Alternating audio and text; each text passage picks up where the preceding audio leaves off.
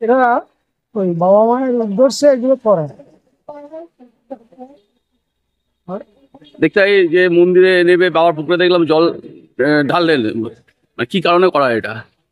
ওটা বললাম তো, বাবা মায়ের উদ্দেশ্যে করা হয়। আপনি করেছেন? পিতৃপুরুষে কোথা থেকে আসছেন আপনি? তারকেশ্বর। বাবা মা পিতৃপুরুষের উদ্দেশ্যে করা হয়। কেমন? আমাদের কাছে বাবা আছে বলে আমরা বাবার কাছেই আসি প্রতি বছর। কেমন? কোথা থেকে আসছেন আপনি? তারকেশ্বর রামকৃষ্ণ। যাদের পিতৃবিয়োগ পিতৃমাতৃ বিয়োগ হয়ে গেছে, পূর্বপুরুষ যারা বিয়োগ হয়ে গেছে, তাদের আত্মার শান্তি কামনার্থে পূর্বপুরুষকে তিল জল দিয়ে জল অর্পণ করা হয়। এটা নামই তর্পণ। এবার কেউ গঙ্গা ঘাটে করে, কেউ এখানে করে। বছরের এই দিনটার জন্য সবাই পিতৃপুরুষরা আশায় বসে থাকে, তাই এই জন্যই তিল তর্পণটা করা হয়। এটা মাতা পিতা আশীর্বাদ নেবার জন্য তর্পণটা করা হয়। জল দেওয়া হয়, এই বছরে 15 দিন হয়। 15 দিন মানে এই প্রতিপদ থেকে কৃষ্ণপক্ষের প্রতিপদ থেকে এই মহালয়া পর্যন্ত হয়।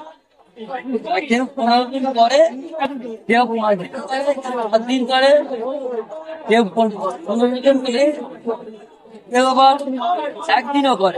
কি কারণেই তর্পণ করা হয়? এটা হচ্ছে মানে প্রতি বছরের না, প্রতি বছরই হয়। এটা সব জায়গাতেই হয়, গঙ্গার ঘাটেও হয়, যেখানে মানে জল আছে, মানে পুকুর আছে, সেখানে নদী আছে, এইসব জায়গায় হয়। এইভাবে মানে এই পেট পক্ষে এই জিনিসটা প্রথম থেকে আরম্ভ হয় আর শেষ হয় মহালয়া।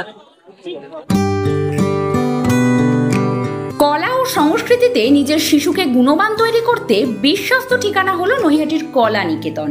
এখানে ইন্টারন্যাশনাল লেভেলের প্রশিক্ষণের সাথে পাবেন এক্সিবিশনে প্রমোশনের সুযোগ। শুধু তাই নয়, আর্ট কলেজে প্রবেশ পাওয়ার জন্য আমরাই বিশ্বাসযোগ্য।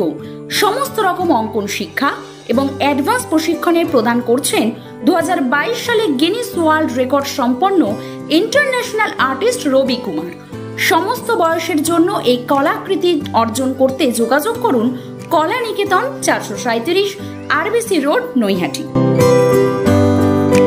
যত্ন সহকারে স্কুল প্রজেক্টের জন্য যোগাযোগ করুন।